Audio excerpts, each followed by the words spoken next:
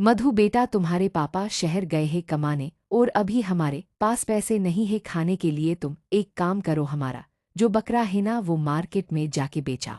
अपनी माँ की बात मानकर मधु बकरा लेके बेचने जाता है। मधु ने मार्केट देखा नहीं था, वो सोचता ही है तभी उसे वहाँ एक दादाजी दिखते हैं तो वो उनसे दादाजी, यहाँ से मार्केट कितना दूर है? मुझे ये बकरा बेचने जाना है। ज्यादा दूर नहीं है बेटा, यहाँ से सीधे चले जाओ, ठीक है। ये सुनते मधु आगे चलने लगता है और पेड़ के पीछे से चंगू और मंगू दोनों मधु की बातें सुन रहे थे।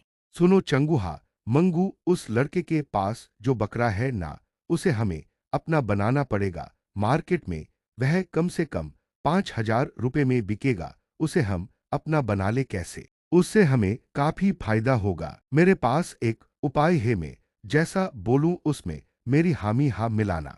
इतना कहते ही दोनों मधु के पास जल्दी से पहुंच जाते हैं और मधु से कहने लगते हैं। अरे ओ बच्चे, कहाँ जा रहे हो इस गधे को लेकर? गधा? कौन सा गधा? ये कोई गधा नहीं है, ये तो बकरा है। और हाँ, मैं बच्चा नहीं हूँ, मेरा नाम मधु है।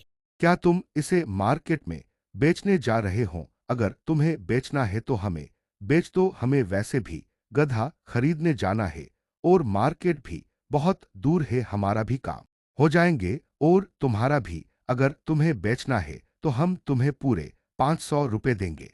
मैं सोच रहा हूँ कि बात तो ये लोग सही कह रहे हैं। वैसे भी मैंने मार्केट देखा नहीं है, हाँ, पर ये लोग पैसे थोड़ा कम बता रहे हैं। मैं इनसे 1,000 रुपए मांगता हूँ, देते हैं तो मैं घर चला जाऊंगा। देखो भैया, तुम्हें अगर ये बकरा खरीदना है तो पूरे 1,000 रुपए लगेंगे। तुम्हें चाहिए तो? ठीक है मधु, लेकिन तुम इस गधे के ज्यादा दाम ले रहे हो। ये लो तुम्हारे पैसे, लाओ गधा।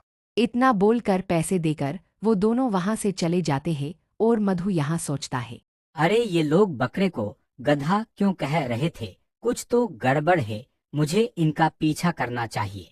चंगू मंगू दोनों मटन की दुकान पर जाते हैं और मधु वहां पीछे खड़ा सुन रहा था। ओ भैया, बकरा खरीदेंगे? हाँ भाई, इसका 3,000 आएगा। नहीं भाई, हम कहीं और बेचेंगे। कितने में बेचना है? 8,000 में। 8,000 तो नहीं आएगा, 5,000 में देना है तो बोलो। ठीक है, लाओ पैसे।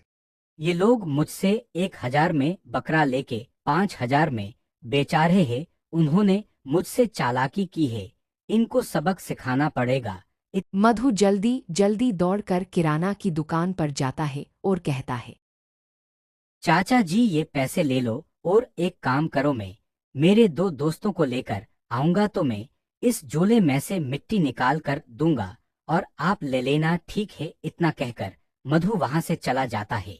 और मधु एक मिठाई वाले की दुकान पर आता है और जो बात उसने किराना वाले को बोली वही बात उसने मिठाई वाले को कह दी और वो वहां से चला जाता है। और वो चंगू मंगू को ढूंढते हुए उनके पास आता है और कहता है। अरे भाई चंगू मंगू, चलो कुछ ठंडा पीने चलते हैं। हाँ, लेकिन मधु भाई, हमारे पास पैसे नहीं है। नहीं है वो तो मैं पीला दूंगा। मधु और चंगू मंगू तीनों किराना की दुकान पे आते हैं और मधु बोलता है, चाचा जी 3 ठंडा दे दीजिए। और ठंडा पीने के बाद मधु दुकान वाले को थैले में से मिट्टी निकाल के देता है।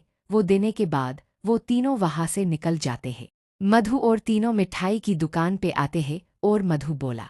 चाचा जी, मेरे दोस्तों को मिठाई खिला दो अच्छी सी, ठीक है? मिठाई खाने के बाद मधु फिर से थैली में से मिट्टी निकाल के मिठाई वाले को देता है और तीनों बाहर आते हैं। मधु भाई, तुम हमें ये थैली दे दो, हम तुम्हें इसके पैसे देंगे। नहीं नहीं भाई, ये तो जादुई थैली, ये मैं नहीं बेचने वाला। सुनो मधु भाई, हम तुम्हें इसके पूरे 5,000 देंगे। नहीं, मुझे ये नहीं बेचनी है। अच्छा, 10,000 रुपए ले लेना, अब तो दे दो। ठीक है, लाओ पैसे। चांगू मंगू मधु को 10,000 रुपए दे देते हैं और मधु वहां से चला जाता है। उसके बाद चांगू मंगू से कहता है। मंगू, अब तो हम जो खाना चाहते हैं वो खा पाएंगे, चलो पहले चिकन ढाबा चलते हैं। चंगू मंगू ढाबे पर खाना खाने बैठते हैं और वो रास्ते में थैली में मिट्टी डालकर आते हैं और थोड़ी देर बाद खाना खाके वो पैसे देने जाते हैं। तभी वो थैली में से मिट्टी निकाल के देते हैं और ढाबे वाला उसे कहता है। ये क्या है? मिट्टी पैसे निकालो, पैसे। तभी मंगू बोला, ये मिट्टी नहीं है, सोना है भाई। इतना सुनते ढाबे वाला गुस्सा हो जाता है और वो उन दोनों को पीटने लगता है और मधु दूर खड़ा होकर हंस रहा होता है। मधु बेटा क्यों इतना जोर से हंस रहे हो? कुछ नहीं माँ। उसके बाद रास्ते में हुई सब बात मधु अपनी माँ को बताता है।